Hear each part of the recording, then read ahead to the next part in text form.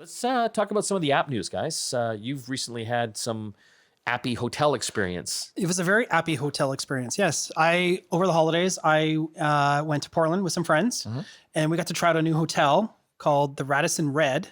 And So like a Radisson hotel, a Radisson hotel, but this is from the future. from the future. Yes. Yeah. It's, I guess you would call it a boutique hotel. Okay. And their premise is pretty cool. You actually do everything with their app. You can check into the room. You can check out of the room. You actually use the app as your room key. So you just launch the app and it activates your Bluetooth, and then you can just hover your phone over the door and it opens. That's kind of cool. It's very handy.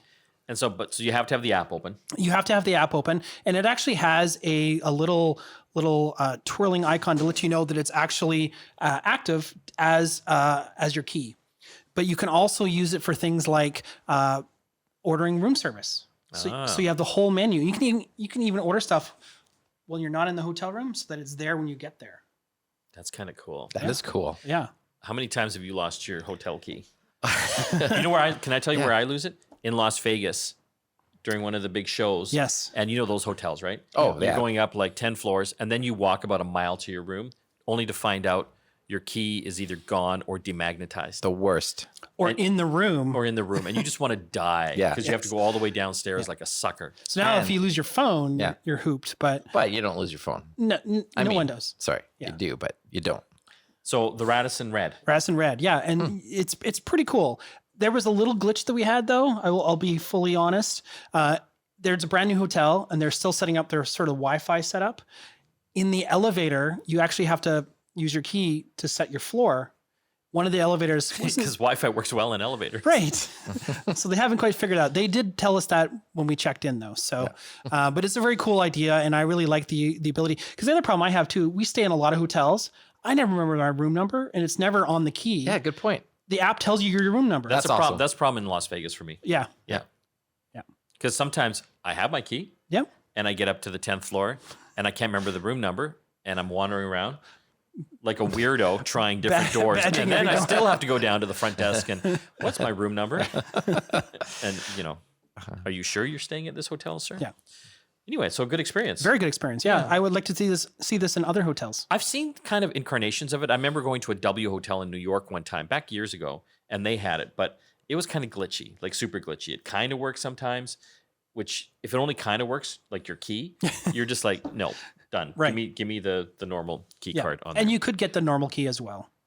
So we're talking about online trolls later on the program here, but this is an interesting news story, and I think it can help frame, the online trolls that we will be talking about. Instagram's using artificial intelligence to determine if a caption is considered offensive, which is cool. And that's a problem with social media, right? Because you literally have, in Facebook's case, 2 billion active users, hundreds of millions of users on Instagram. How do you keep track of all the crap going on and all the stupid things people are saying to each other? It's almost impossible. You can't have humans doing it. You can't have human doing it. Yeah. I mean, Facebook has those little rooms of people that have to I know, but honestly, you'd have to employ a small country, right? Yeah. Like Latvia or Estonia, Yeah. like the entire population to police all of the social media. So anyway, it's using AI, and it's basically notifying users when a caption they have written might be considered offensive. So they're helping you before you say something stupid. Well, I wonder how much context comes into play. That's the problem. Right. And all the false positives, right? Yeah, so that's the problem. I was talking to one of the people that work for us was traveling. They were going to film in the US. And so I was talking to them and they were at the airport and they were just waiting for their flight. They were in flight between connections.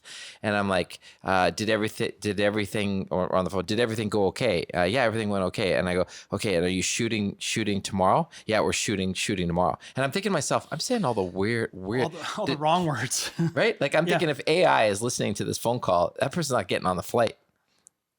No. Right? Yeah. You're right.